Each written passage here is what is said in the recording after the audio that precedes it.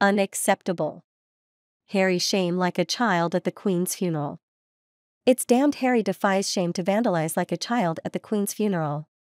It was a deeply somber moment that should have been about the late Queen, but Prince Harry managed to steal the limelight. So if you really want to understand all that's wrong with the modern royal family, we only have to look at the photos of the Queen's coffin procession that marked her final journey through the streets of London. Has the Queen wound her way through the streets of the capital towards Westminster Abbey? It was a deeply somber moment, and that's the same place that she married her strength and stay Prince Philip back in 1947. And it's also the same place that she swore the coronation oath back in 1953. Now, currently the coffin of the Queen is lying in state at Westminster Hall, and the British government has predicted that more than 400,000 people are going to file past in order to pay their respects. But it doesn't really matter how people felt as they watched Prince Andrew and Prince Harry participate dressed in mourning suits while in the middle of a sea of military uniforms. Never before have Buckingham Palace's failings been put on display so incredibly bluntly. Now we have to acknowledge that completely different circumstances led these two men to this very moment.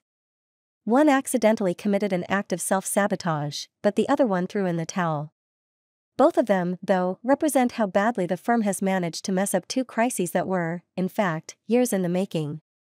But in spite of all of this, in spite of the fact that the two men are not allowed to wear their military uniforms during state events anymore, both of them still hold some of the most powerfully symbolic roles in the whole country.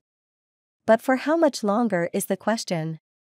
The big question on a lot of people's minds is, will Charles allow his brother and his son to remain as counselors of state? Now the role of counselor of state goes all the way back to 1937. At that point, right after the abdication crisis and Edward VIII hightailing it off to live in France with Wallis Simpson George VI, the new king updated the Regency Act. And according to the rules that he established, counselors can carry out many of the duties of the sovereign. If the sovereign happens to be overseas, or if they're not well, and that membership is set according to law, it constitutes the king or queen's spouse, as well as the next 4 people in the line of succession who are also 21 years or older. So that would mean that currently the members would be the Queen Consort, Camilla, Prince William, Prince Harry, Prince Andrew, as well as Princess Beatrice. Now, if you're thinking this doesn't make a bit of sense, trust me, I've already had that feeling. So it's kind of surprising that this king is very decisive, and it looks like he is willing to make some tough calls, and he also seems more than willing to clean things up a bit. Now in this sort of atmosphere, what could the implications possibly be for people like Harry and Andrew? Now it would require an act of Parliament to change the Regency Act and recalibrate who is and who is not going to be a counsellor of state, but if the monarch asks them to do so, we can be sure that they will, and there is some precedent here as well. After George VI passed away, the Queen Mother lost her position as a counsellor, but the new Queen stepped right in and she got Parliament to change the Act back in 1953. Now, according to Dr. Craig Prescott, who is an academic specializing in Parliament and the monarchy, he spoke with the Daily Mail and he said it was quite easily approved through Parliament. It's a straightforward piece of legislation. In principle, merely adding counsellors of state is not a huge problem, but the legislative process can be unpredictable. He continued saying the legislation right now is not ideal. It would make sense to have Prince Edward and Princess Anne acting as counsellors of the state, and furthermore as King Charles is wanting to establish his reign. The symbolism of letting the royal family's most despised person, Andrew, and the most controversial figure, Harry, remain in any kind of official capacity is not a good look. We also need to consider the fact that, as the Prince of Wales, the 73-year-old showed time and time again that he is driven by some deep-seated principles and some strong beliefs. He showed that through his willingness to write letters to ministers over everything from the power of homeopathy to the plight of the Patagonian toothfish. So basically, his days of bothering Westminster with his thoughts are now long over. But he seems like a man who's ready to do whatever he thinks is right. So revising the Counselor of State list, which, I'm sorry, Beatrice, but that means you might be on the chopping block. It would not only be a pretty smart PR move, but it could also prove to be very popular with the public. See what make it clear that King Charles is something of a new kind of sovereign. He's wanting to draw a definitive line under one of the most scandal-filled chapters in palace history. On Monday, the world is going to bid our final farewell to Her Majesty. But what is going to happen on Tuesday?